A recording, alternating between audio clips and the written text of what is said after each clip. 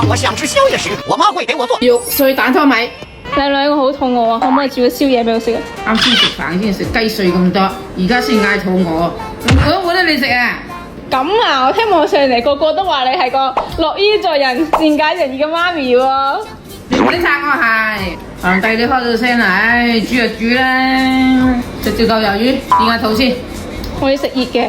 唉，我煮個湯飯俾你食，係一定要等個鑊飆晒煙嘅，咁佢就唔會黐底一陣。幾滑，打個少少中粒，加入肉鍋，快速炒散。攞滾水俾我，一定要俾滾水啊，啲湯先會白㗎。俾埋啲米粉落去。米粉煮熟為止。呢啲就係你買嘅波豬啊？石仔啊，波豬，不過唔啲顏色唔同嘅，我上網咪睇啲顏色好鬼靚㗎喎。又俾人揾笨啊！呢啲翻去鄉下執都有啦，唉，笨笨柒柒又一次。放嚟呢度啊，呢啲咁樣好好睇嘅喎，我種嗰啲花草草最叻㗎啦。你咪鬧人最叻咩？梗咪啦，咁大聲做乜嘢啫？係幾靚啊！哎呀咁大力，哇，好靚啊啲米粉。加點榨菜。好啦，唉，菜又洗咗幾條先睇嘅你又煩。